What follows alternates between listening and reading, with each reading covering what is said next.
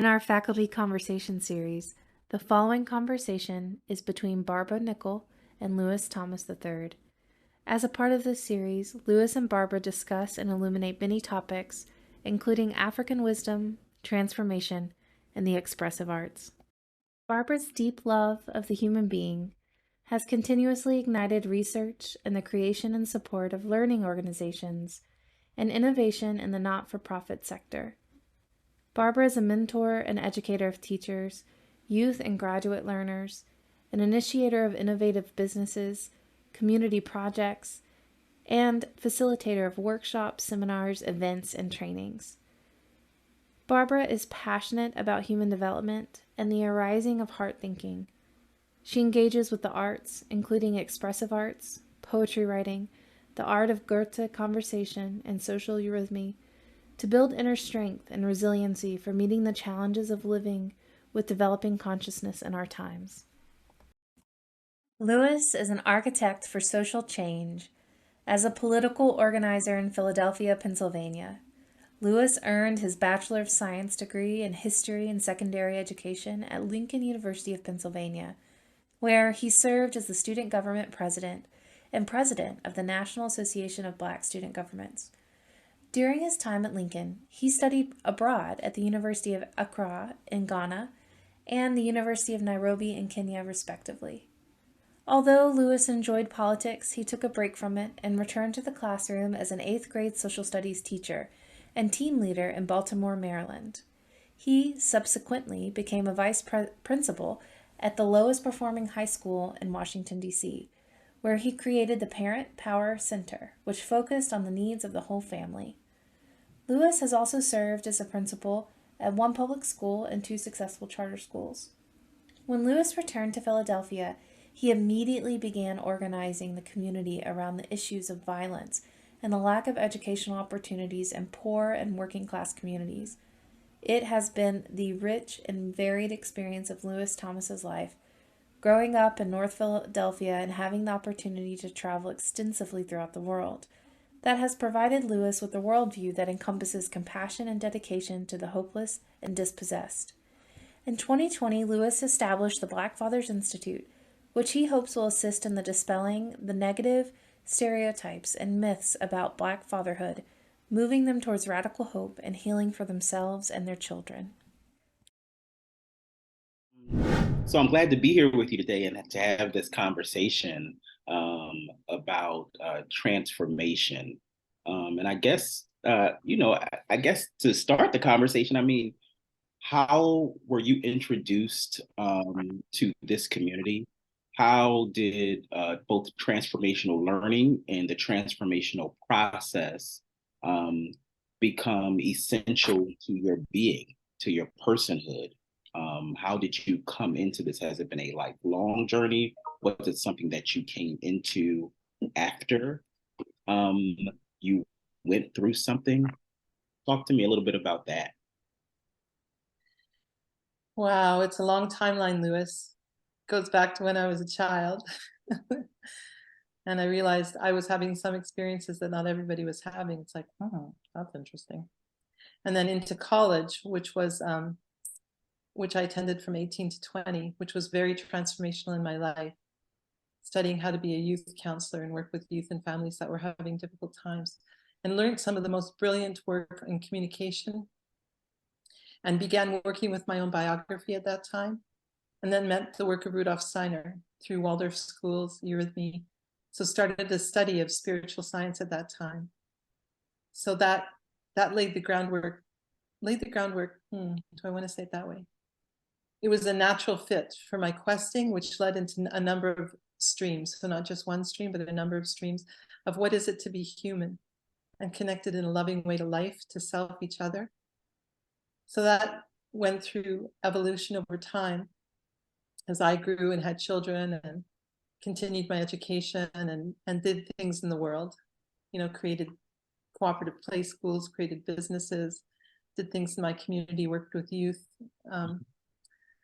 worked in social services field, which almost killed me, kind of broke my heart. And I had to gather the shards together again because the notion of transforming through our learning wasn't alive in that space. and really witnessed in an embodied way the harm that happens when a notion of that we transform through our learning isn't alive in a space. Mm. So that led to, I mean, a whole bunch of things, but in 2007, initiating an alternative kind of high school and struggling to get youth to come, because it's hard to step out of the beaten track of what the public accepts. Mm-hmm.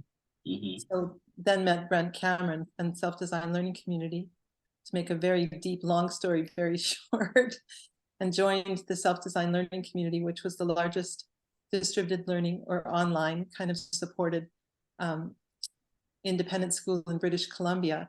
So in British Columbia, Canada, independent schools are part of the educational system.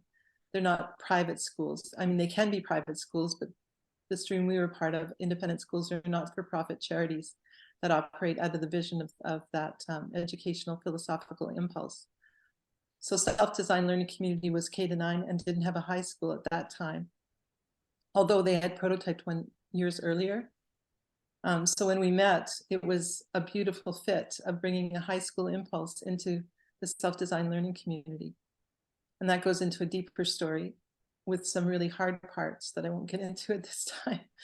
But so through that doorway, Lewis, I met Brenton River, Florette, Michael Mazer, a whole bunch of folks within the Self-Design Learning Community, and was part of Self-Design Graduate Institute being born into the world out of Florette Sweeney's vision of a new dawn for university experience, where the human being is really centered, you know, as a transformational being, and that learning is our, these are my words, learning is our actual gestures as beings. It's what we do. We learn and transform all the time.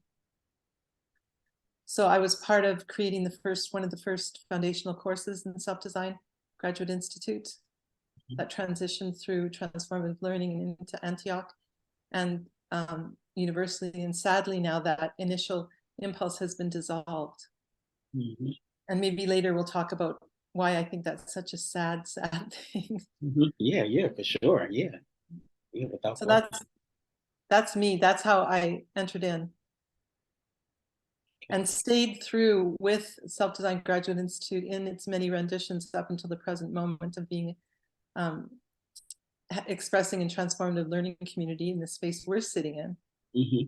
And I'm so happy to be sitting in this space, which I feel holds the real jewel of the hope for what that initiative was so many years ago. Mm-hmm. Mm-hmm. So I'd love to hear your beginning story too. Yeah.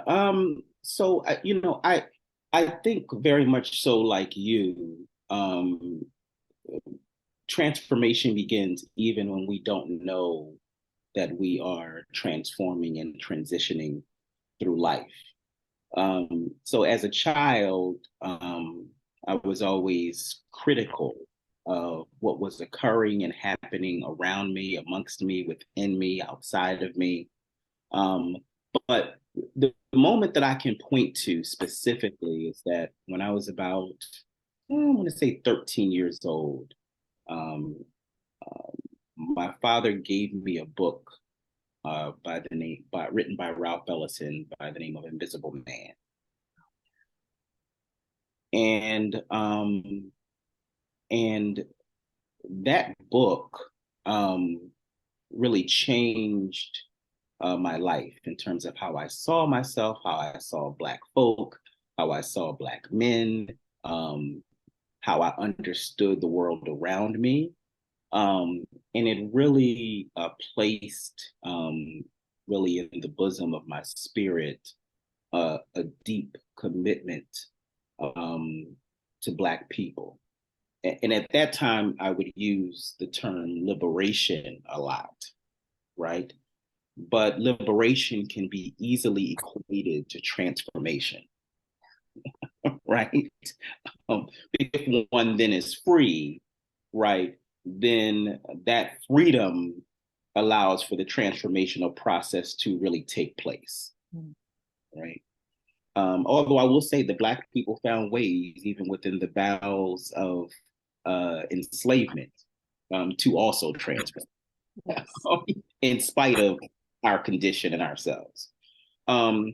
And I think that my life from that point forward then just took off. I started reading more and more. I started looking more and more into myself and into the history of our people and trying to figure out ways, even as a teenager, about how we might be able to affect not only change, but really transform the conditions at that time of Black and Brown people outside of our current condition. And so I've really spent much of my life um, trying to figure out some of the answers to some of the most pressing challenges that we faced. I've done that by working on Capitol Hill. I've done it by working as a teacher in an 8th grade classroom. I've done it as an assistant principal, as a principal. I've done it in education. I've done it by running for office. I've done it by um, I've done it by making mistakes. Yeah. I've done it by making missteps in my life. Um, I've done it by becoming more self-reflective.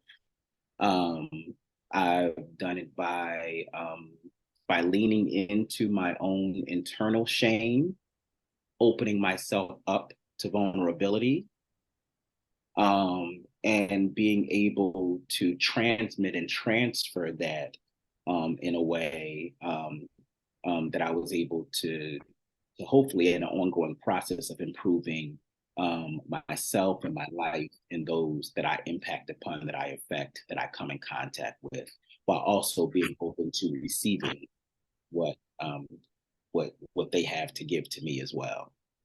And so, you know, it is most apropos that at this stage in my life that I then came in contact with transformative learning communities through Antioch University in the graduate program. And I think that based upon where I was in my life, it was the right time where I really, it gave me an opportunity to not just be in an academic setting, but be in an academic setting in a concentration that was focused on not just this kind of external big picture transformation, but really both in your class and the Lovemoore's class, and how one might look within to not only be self-reflective, but transform themselves. And that it is that transformation that then can impact and effect those around you, those that you touch, those that you feel, those that you interact with in life on a daily basis.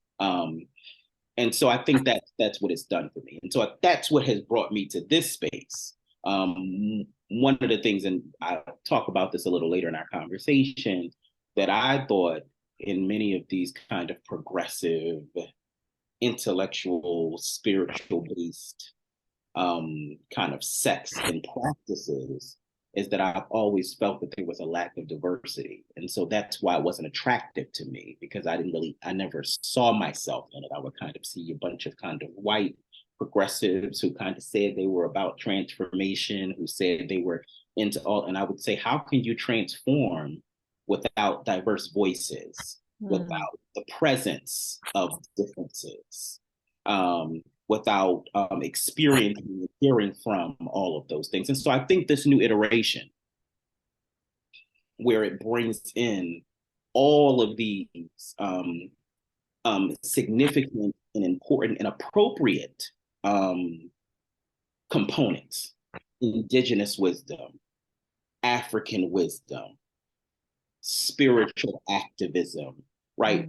Natural learning, all of these most important pieces can now come together using a multitude of diverse voices. To me, that is in fact transformation. That is what transformation is all about. And so that's why I'm here, to lend my voice to this ongoing lifelong learning process, and to also learn from those that I am going through this process in and with. And so I'm hopeful, and in the change that I've had an opportunity to see and feel in my own life, the recentering of myself has been transformative in and of itself. Mm. And so, having said that, Barbarah, I want to go back to something you said initially when you were talking, when you were kind of going through the history. I mentioned what I saw as perhaps or potentially one of the deficiencies in some of the old iterations of what these programs looked and felt like. Can you talk to me a little bit about that? Is that something that you felt or saw, or did you feel as though how things looked within the initial history of both self-design and transformative learning, did it look and feel the way that you thought that it should look and feel in order to give what it needed to give to the world and to humanity? That's a beautiful question. It's a beautiful question. You know, it's a beautiful question in so many ways, And I'm going to approach it in a few different ways. So I live in rural BC, and I've lived in rural BC, I mean, close to a small city of 10,000, which is not, initially when we moved here, it was not very diverse 30 years ago at all, for all kinds of reasons: location, accessibility, employment, how immigration affected this area. So I've watched over time as the population has changed and grown, and through a number of factors become more diverse, and what that's brought to the community, and how it's taken time.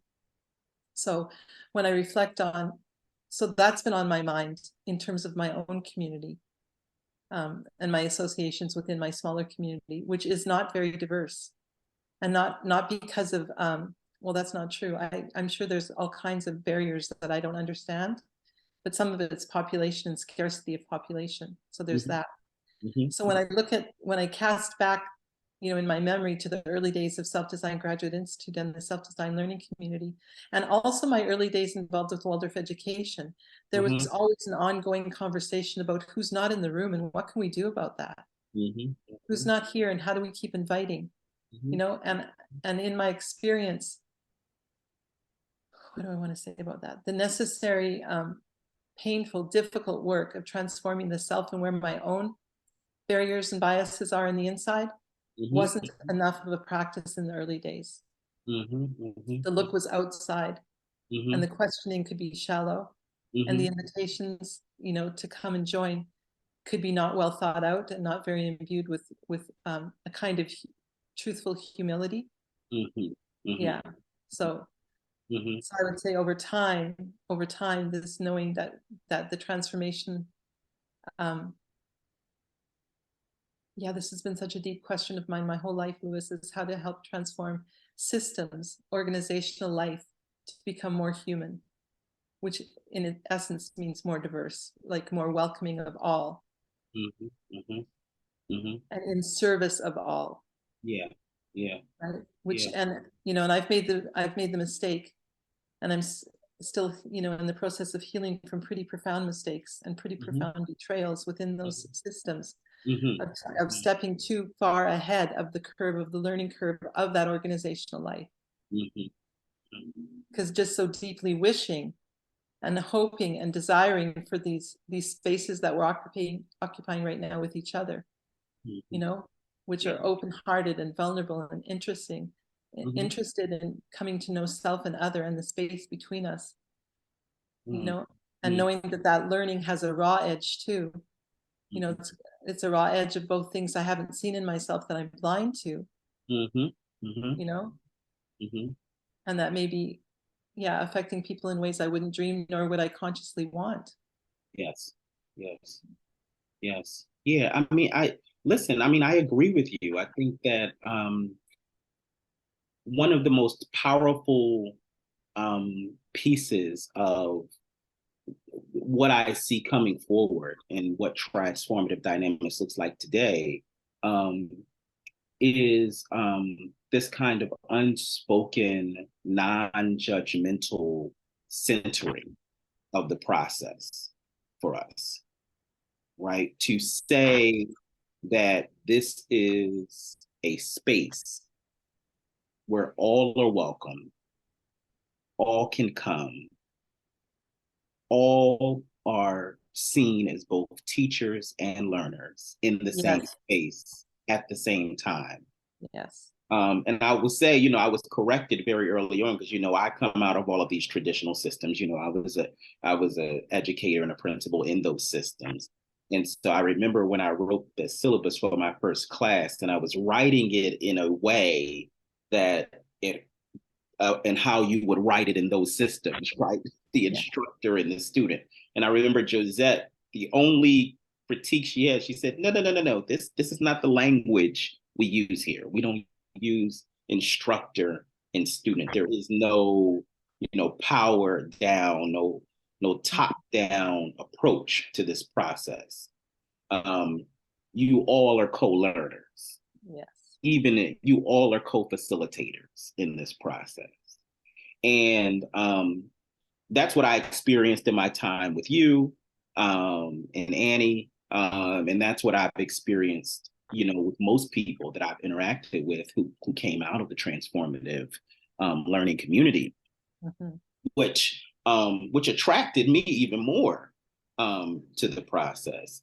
You know, I was able to share things about myself, mistakes that I've made that I was ashamed to even utter or to mention. It's allowed for me to speak those things into existence even more today, to speak about them more openly, about some of the mistakes that I've made in my own life, some of the errors that I've made in my own life, some of the errors that I continue to make in my life. That give me an opportunity to be self-reflective. Yes. And that's really the most essential component for me that I've been able to take from transformative learning and from kind of this entire new family community that I've had an opportunity to become a part of. And it's my hope that I will continue to be able to bring in more diverse voices, even outside of myself, that bring new and fresh perspectives in terms of how we see ourselves, that only add to our own and overarching transformational process.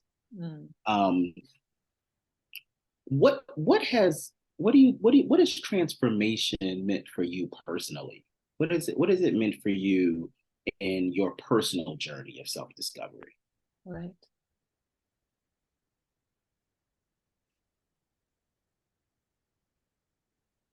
Well, it's meant everything. That's what I would say, both in relationship to myself to myself, Mm-hmm. how Mm-hmm. how I understand and experience the world, Mm-hmm. Mm-hmm. and relationships. Mm-hmm. Yeah. Mm-hmm.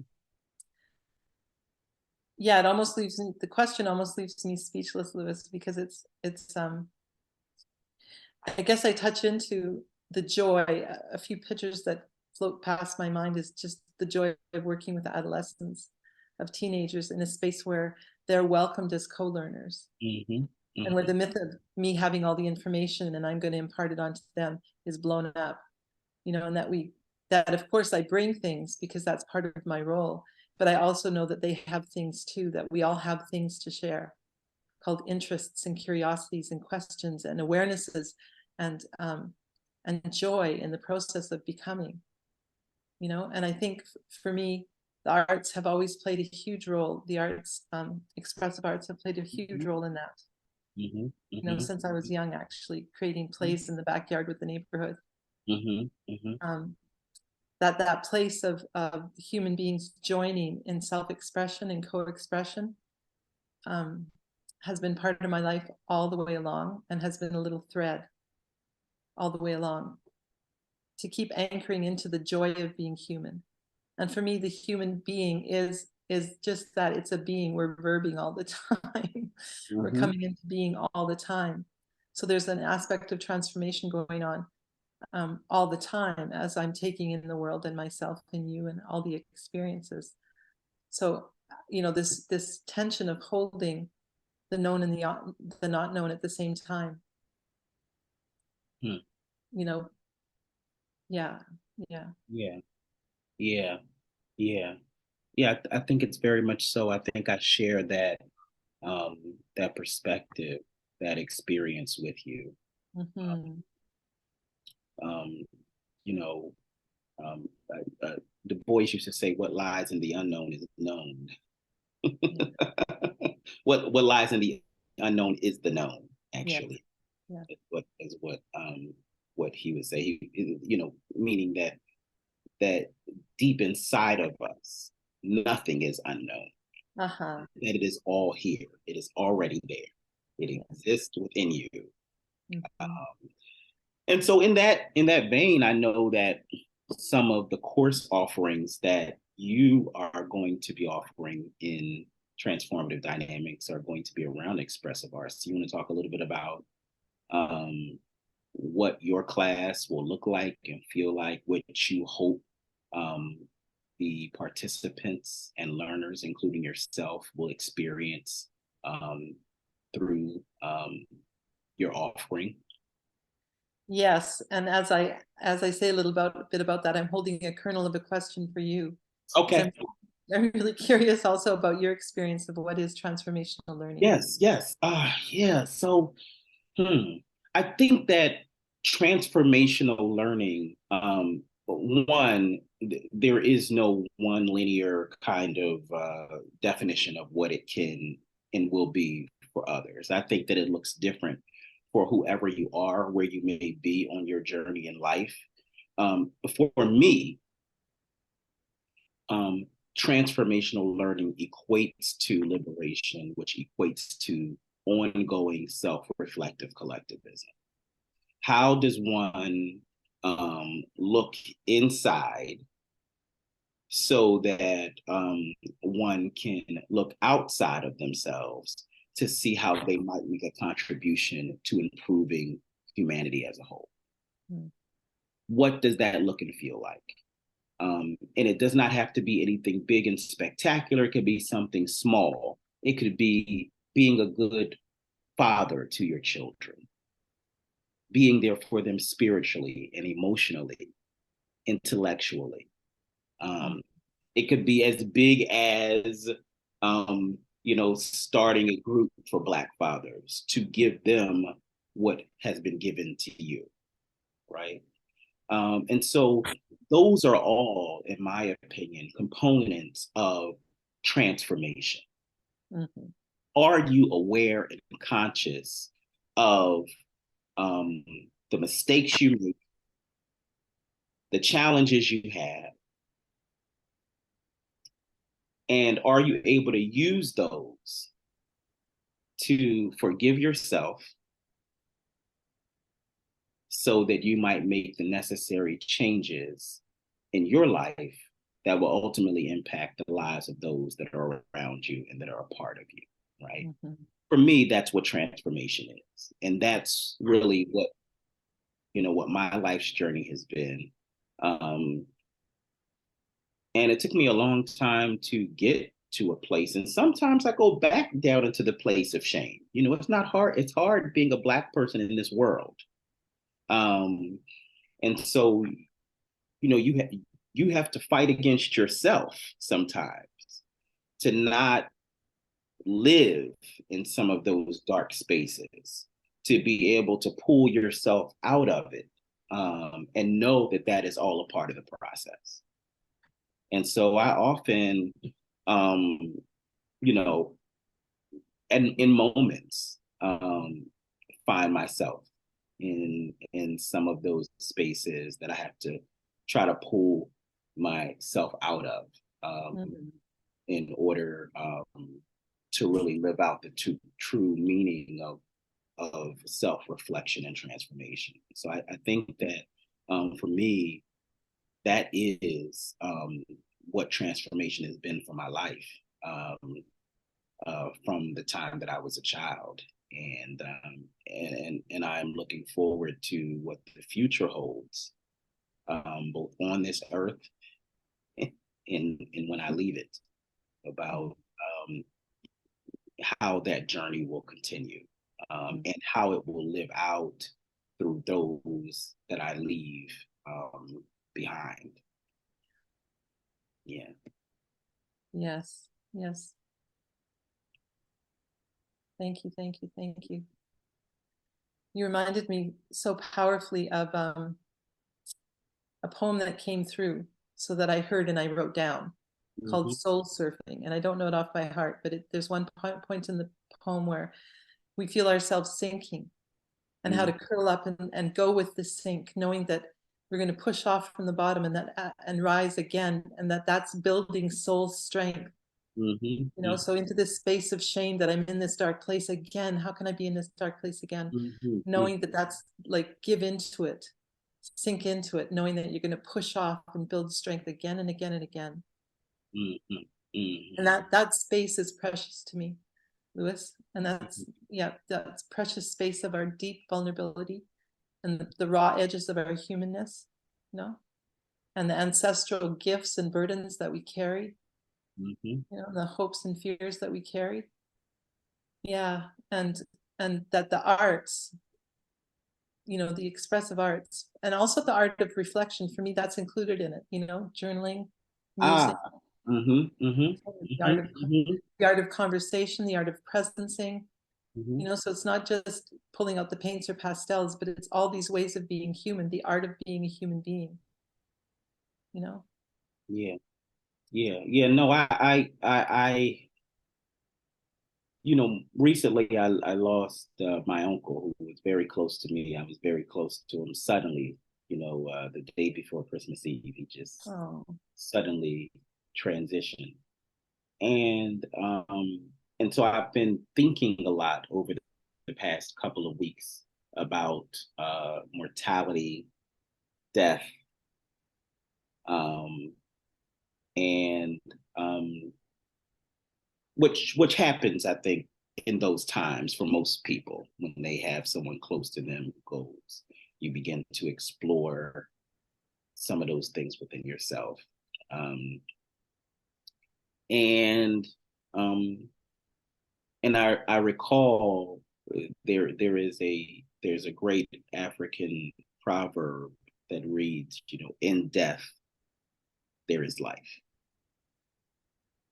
Right? In death there is life. And so I have to continue to repeat that to myself. Yes.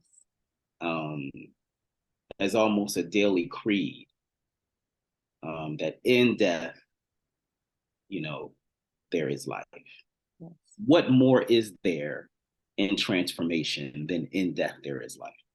Yes, yes, yes. What greater transformational process is there than that? Right.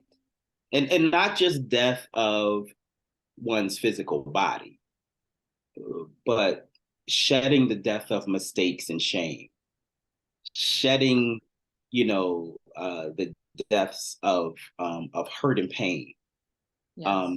shedding the deaths of ego, shedding the deaths of arrogance, shedding the depths of victories of the past so that they don't impact upon how you move into your future, so that you move into your future with clarity of purpose, and humility, so that others may benefit from what your life's experience has been. And so, you know, in death, there is life. Right? And so I think that we die over and over again, only to be reborn. Only to be reborn. Yes. Yes. So I think there is always an opportunity for us. And I think that's what transformation really is about at its core, at its foundational core, that there is always room for us to be reborn. And I think that if we can remember that, if I can remember that, then it will always help to recenter us, to place us back on solid footing so that we can move forward, you know, And I have to remind myself because I don't always remember that. I can say it with my mouth, but that doesn't mean that I'm always internalizing it, that I'm always living it out. So I have to remind myself that it is also an opportunity for me um, to be able to go through that process again, that in death, there is life.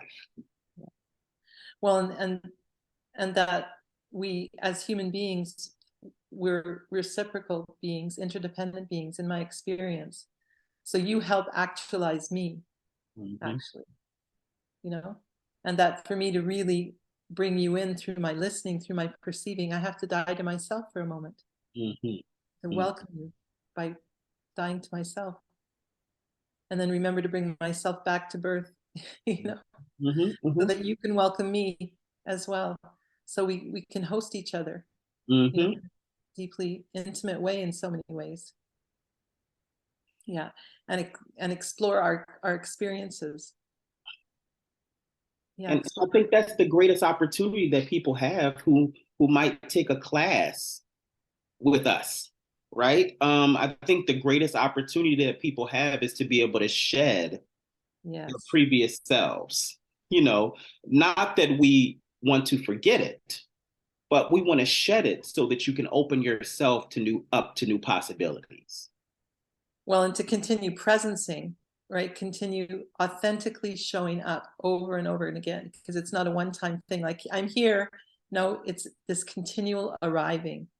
And, in my experience, people are hungry for this. I'm hungry for it, Lewis. I know you're, so that in many ways, and I want to hear a bit about the course you've developed, and the one that I've developed and more that I'll develop in the future, are invitations to co-experience the delight of being human.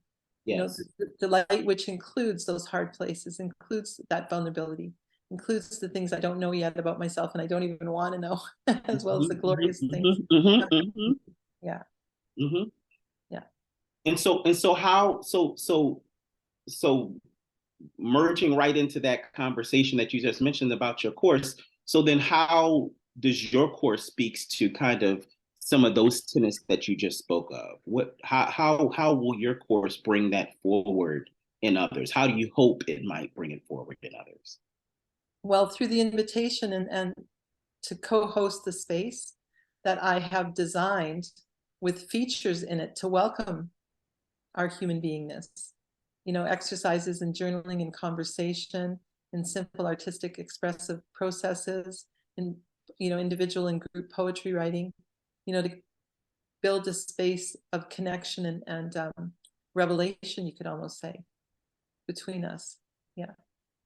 Using experiences and trainings and ways of being that I have in my back pockets and front pockets over the many years, while also really being open to receive the wisdom and gifts of others in the group.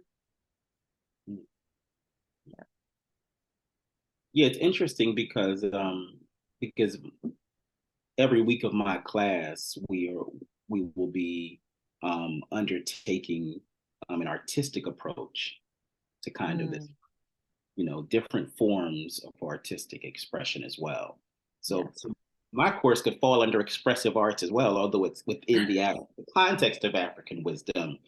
A lot of what we're going to be doing is expressive arts, is taking a look at and approaching some of this work through that spiritual lens. Because I do think that the arts are spiritual. They are a way in which we are able to tap into our spirit through music, through poetry, through dance, through artwork, in a way that doesn't call upon us to be kind of trapped in one category. It's an expansive way for us to be able to experience our spiritual connectedness to each other.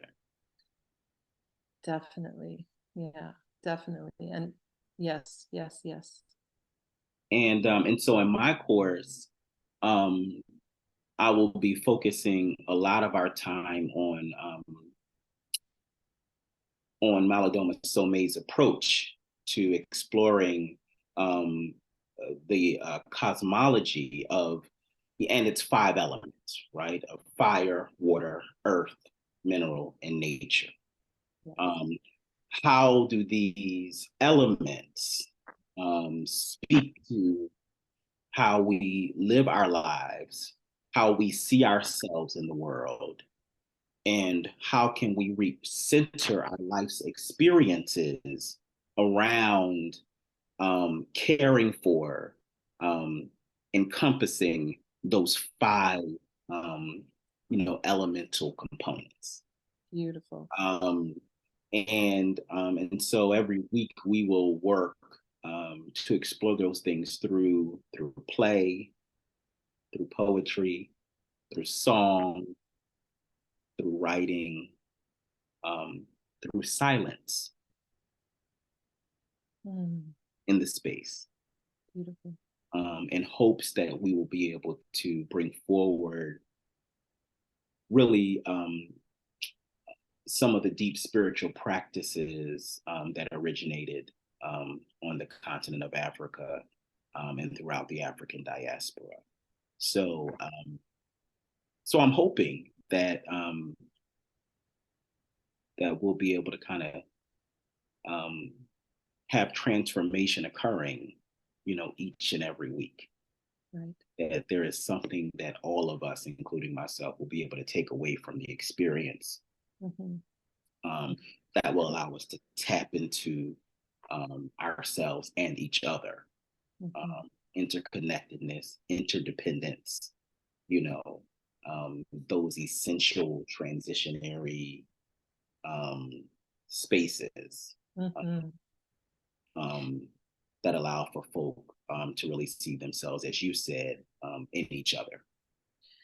Totally. And to know, I love what you just said. I mean, I want to come into your course with you, this unfolding, and to know that also the integration and the learning and the coming undone and the new skin growing also takes place over larger cycles of time too.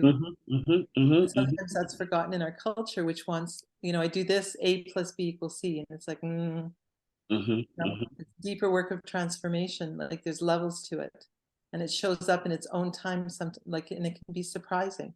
I mean, I had a learning descend this morning that's probably from 40 years ago, where I understood something for the first time. It's like, oh, wow. Okay, yeah.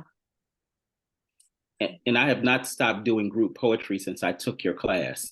I literally have done group poetry in every class that I've taught since then, because I just think it's such a spectacular way to pull people together, and to kind of reveal our interconnectedness, how connected we really, really are. So I've been doing that group poetry since I took your class 2 years ago. I have been doing it in every experience that I've had an opportunity to facilitate, because I just think it's a great icebreaker. I think it's a great opportunity for people to see themselves in each other. And I'll continue to do it, because that's one of the things that I stole from you, Barbarah. Yay. That group exercise of group poetry. I just think it's a spectacular space to live in for people. I'm so happy to hear that, and I brought those techniques from many different spaces. Natalie Rogers, Paul Matthews, like a number of different spaces and places, friends over the years. And one of my most favorite memories is actually my mom, who passed away in 2016. This was probably 2012, where we did a shower for one of my nieces, and we did a group haikus. And my mom was like, I can't do this. I've never done this. I only went to grade 8, and I'm just like, So, and described what a syllable was and practiced it. She wrote the most outstanding, deep, I mean, the stuff that came out of her was just like the wisdom of ages, Lewis, the wisdom of ages. So I've learned over the years, to be so deeply open to surprise and profound shifts, and to witness others in their own surprise of themselves. As my mom said, I didn't even know I could do that. It's like, I didn't know that was in me. Like, yes, it is. Yes, it is. So I think as we wrap up this conversation, I could talk to you for hours, Barbarah. Same. So how do we leave people from this conversation? And so I think the best way to leave them is where we began, right? With the conversation about transformation. I think it's great to return to that space. Mhm. And so I guess the last question I pose to you is, what are your hopes for the future, as it relates to transformative learning, transformative dynamics, and transformation itself? What are your hopes? It's a big question, Lewis. So my whole answer to the big question, well, is that that I keep being involved in creating through conversations and activities with myself, with other people, with spaces and activities, islands of truth and love and hope. Mm. You know, islands that grow and find each other and connect. Yeah, this silent evolution, revolution, you know, of a kind of truth. Yeah, a kind of truth and beauty and goodness that has the vibe of transformative learning, which for me is love. Mm. It's love in action. Mm. Mm. And you, what are your hopes? Yeah, love and action. And I guess the component that I would add to that would be ongoing self-reflection and self-actualization. How do we use our life's experiences and our interconnectedness to the world, to nature, and all of humanity, to assist in transforming the world? What does that look like? How does that feel? And how do we actualize that, um, in our own lives? And that's my hope. My hope is that people will come to our offerings, and have an experience that allows them to leave, our offering, with not just a new perspective, but a new way of seeing themselves in the world and how they function and how they move, Yeah, in that world. a new way of experiencing, a new That's way of experiencing. Totally, I'm with you. And the image that just came as I was listening to you speak, Lewis, was how we each become midwives for self and other, Yes. of the Yes. constantly birthing self, the Yes. constantly, yeah. Doulas for each other. Doulas, doulas. I love it. That's right. How do we become doulas for each other? No, Yes. no. Barbara, I of course miss you terribly. We don't speak often enough, so we're going to have to do a weekly conversation with each other, Yes. just to get together and talk and see and to check in with each other. I realize in this conversation how much I've missed, engaging and interacting with you, because we've not really been in a class with each other in such a long time. Such a long time. And the feeling's mutual, Lewis, so that you know, it's fulfilling to see you and listen to you and speak with you. It's fulfilling. Find out more about upcoming courses at our website, www.transformativedynamics.org.